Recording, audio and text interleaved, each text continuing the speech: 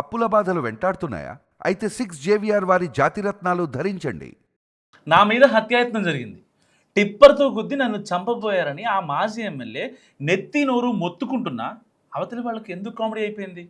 నడి రోడ్డు మీద చాప వేసి పడుతున్నా నిన్నెవడూ పట్టించుకోడన్న మాటలు ఎందుకు వినిపిస్తున్నాయి? ప్రత్యర్థుల సంగతి సరే, సొంత పార్టీలో సైతం ఆయనకు ఎందుకు సపోర్ట్ లేదు? జిల్లా మొత్తం మీద ఒంటరి అయ్యారంటున్న ఆ నేత ఎవరు? ఏంటి ఆ అటాకింగ్ స్టోరీ? నిజంగా టైం బ్యాడ్ అయితే తాడే పాము అవుతుంది. సైకిల్ కింద పడ్డా కాళ్ళు విరుగుతాయి. చిన్న విషయమైనా చుట్టేసి ఉక్కిరి బిక్కిరి చేస్తుంది. ప్రస్తుతం రాప్తాడు మాజీ ఎమ్మెల్యే తోపుదుర్తి ప్రకాష్ రెడ్డి విషయంలో ఇదే జరుగుతుంది. కొన్ని రోజులుగా జరుగుతున్న వరుస పరిణామాలన్నీ ఆయనకు నెగిటివ్గానే ఉన్నట్టు చెప్పుకుంటున్నారు చాలామంది. ఇటీవల ఒక యువకుడి ఆత్మహత్య కేసులో మాజీ ఎమ్మెల్యే సోదరుడు తోపుదుర్తి రాజశేఖర రెడ్డిని అరెస్ట్ చేశారు. అండ్ ఆ తర్వాత ఆయనకున్న గన్మెన్ను తీసేశారు. ఆయన ప్రయాణిస్తున్న వాహనాన్ని ఒక టిప్పర్ గుద్దబోయిందన్నది latest matter. So Ramagiri MPP ఎన్నిక విషయంలో ఆయన గ్రాఫ్ పెరిగిందంటూ మొన్నటిదాకా సోషల్ మీడియాలో బాగా ప్రచారం జరిగింది. అయితే ఇప్పుడు అదే రివర్స్లో ఉంది. అధికారంలో ఉన్నప్పుడు ఏం చేశావో గుర్తు చేసుకో అంటూ లిస్ట్ చదివి వినిపిస్తున్నారు టీడీపీ నాయకులు. ప్రొద్దుటూరులో ఒక ఫంక్షన్కు అటెండ్ అయ్యి తిరిగి వస్తుండగా సింగనమల దగ్గర ఒక టిప్పర్ తన కారును ఢీకొట్టబోయిందని చెప్తున్నారు ప్రకాష్ రెడ్డి. సో ఆ టిప్పర్ కళ్యాణ్ దుర్గం ఎమ్మెల్యే సురేంద్రబాబుకు చెందిన ఎస్ఆర్ కన్స్ట్రక్షన్ది కావడంతో రాజకీయంగా పెద్ద వివాదం రాజుకుంది. పరిటాల సునీత, సురేంద్రబాబు కలిసి తనను చంపే కుట్ర చేశారని, ఇదంతా లోకేష్ డైరెక్షన్లో జరిగిందని ఆరోపించారు తోపుదుర్తి ప్రకాష్ రెడ్డి.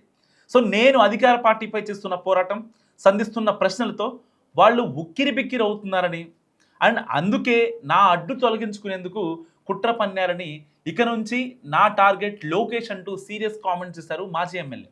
అయితే అందుకు టీడీపీ వైపు నుంచి చాలా స్ట్రాంగ్ రియాక్షన్ వచ్చింది. అసలు నిన్ను నీ పార్టీ వాళ్లే పట్టించుకునే పరిస్థితి లేదు.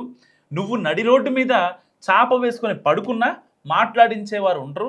అలాంటి నిన్ను చంపేందుకు మేం ప్లాన్ వేయడం అండ్ దానికి లోకేష్ డైరెక్షన్ చేయడమా? ఇదంతా కామెడీ కాకుంటే ఇంకేంటి? అలా చెప్పడానికైనా బుద్ధి ఉండాలంటూ కౌంటర్ ఇచ్చారు టీడీపీ నాయకులు. అసలు ఇంత జరుగుతుంటే నీ పార్టీ వాళ్ళు ఎవరైనా నీ కోసం వచ్చారా, కనీసం పరామర్శించారా అంటూ నిలదీశారు తెలుగు తమ్ముళ్ళు. సో వాళ్ళు ఎవరూ సపోర్ట్ రాబోరని, ఎందుకంటే నీ వ్యవహార శైలి ఇలా ఉందని కామెంట్ చేశారు టీడీపీ లీడర్స్. దాంతో నిజంగానే అనంతపురం వైసీపీలో ప్రకాష్ రెడ్డి ఒంటరి అయ్యారా అన్న చర్చలు జరుగుతున్నాయి. ఆయన తరచూ ప్రెస్ మీట్స్లో నా ఓటమికి సొంత పార్టీ వారే కారణమని, వ్యతిరేకంగా పనిచేశారని చెప్పడంతో మనస్పర్ధలు తారాస్థాయికి చేరాట. సో మా మధ్య విభేదాలు లేకపోతే 14 సీట్లు గెలిచి ఉండేవాళ్ళమని చెప్పడమే ఇందుకు నిదర్శనం అంటున్నారు చాలామంది. సో వాటన్నిటిని పక్కన పెట్టి కూడా ప్రకాష్ రెడ్డి సోదరుడు రాజారెడ్డి అరెస్ట్ సమయంలో అనంత వెంకటరామరెడ్డి, కేతిరెడ్డి మరికొందరు నేతలు సపోర్ట్ వస్తే అనుచరుల నుంచి నిరసన వ్యక్తమైంది. వైసీపీ నేతలకు వ్యతిరేకంగా తోపుదుర్తి అనుచరులు జనంలో నుంచే కామెంట్ చేశారు. దాంతో ఇప్పుడు ఆయనకు గన్మెన్లు తొలగించినా, నాపై హత్యాయత్నం జరిగిందని చెప్పినా జిల్లాలో ఏ ఒక్క నేత కూడా స్పందించలేదు.